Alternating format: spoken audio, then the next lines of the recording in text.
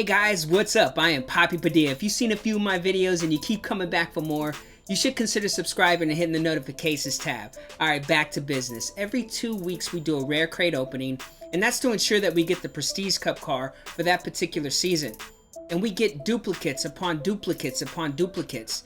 In this particular video, I'm going to tell you my whole train of thought, what I look for, and how I manage my garages. So let's go ahead and get started.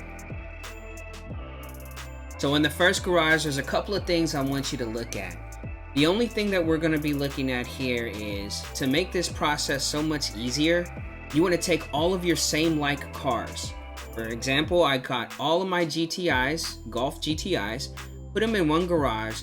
That way I'm not going back and forth from garage 5 to garage 15 to garage 10. It's just a hassle. And not only that, you may strip off the wrong car. So to make this process so much easier, you want to take all of the same cars, put them in one garage. That way this maintenance process will go so much easier. Now, as you can tell, the first car, the blue GTI with the white stripes, I've actually done work to that particular car. The other cars are the same exact, they have the same amount of stars, they have the same everything. Therefore, they mean nothing to me. All they're going to be is extra parts. So you can actually strip off those particular cars and move forward. But the only takeaway that I want you to have is to make sure you bundle up all of the cars that are the same. That way you can get a glimpse of which cars you've actually worked on and which cars you can actually strip.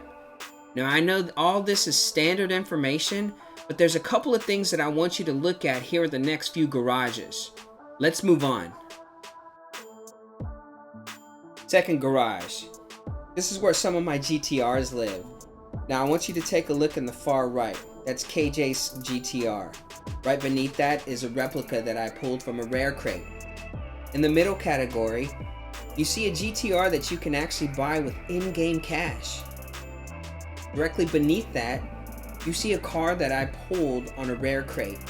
Now I'm so glad I didn't strip that in the middle of a recording, because look at it. It has 3 gold stars. So that means I'm going to get a higher percentage as far as rewards go and bonuses because it has 3 gold stars. Also, take a look at this. The one that you buy with in-game money has 68 fusion parts. And the one that you can pull from the rare crate opening has 78 fusion parts. So this rare crate pull is actually going to be a better car. Now, I'm not saying I'm going to use all of my gold or some of my gold to strip off some of the parts from this purple one and put it on the baby blue one, but I'm just saying that this car is eventually going to be faster than the other one. So if you decide to work on a car, be sure that you take a look at the stars, because you might have a faster version of it even though it's a replica. Keep all that in mind. Let's move on to the next garage. Here's the third garage. Here's another example of having a boss car and a replica. But there's also versions like the LB, the Liberty Walk, the Varus, and so forth. For example, I have the Civic Type R. I have 3 versions of it. One of them is a Varus, it has more stars, and the other ones are just duplicates. Now I plan on keeping the blue one and the regular Varus. And of course I'm going to keep Angel Civic. That car is live. I love it. Anytime I have a daily ladder, 15 races for a tier 1 car, if I can use Angel Civic, that's the car I typically use. So it's a great car to have, but I also like having the replica for some reason. I'll probably never ever use the replica Civic, but it's cool to have. So the second takeaway that I really want you guys to take a look at is, yes, there is the boss car and then there's a replica.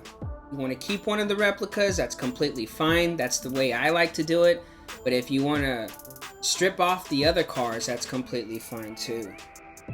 You want to keep that in consideration, especially if you're going to start stripping off car parts. You have a Varus, always keep the Varus or the Liberty Walk versions and then keep the replica of it, just in case you need that for some sort of an event, because they are considered different cars.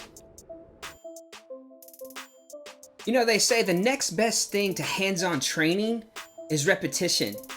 So all we're gonna do is rinse and repeat, fellas. Looks like I have 3 Golf GTI MK1s.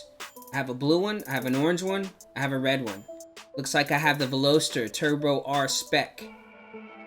I have the blue one, I have a blue one, and I have a gray one. Now check this out. It looks like both blues in the first column I've actually worked on.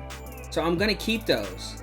Since I have no need to have more than one of these worked on at a time, then I'm just gonna strip the other ones. From here on out, it's just strictly repetition, boys. You wanna bundle up all of the same light cars. You wanna make sure you haven't made any progress on any of the cars.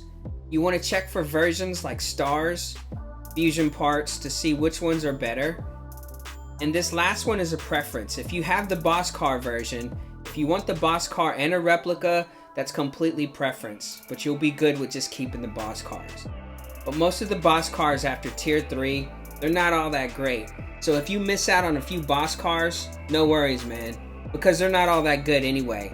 I think there's one boss car that I use on a regular, and that happens to be Angel Civic. So you're not missing out on anything special.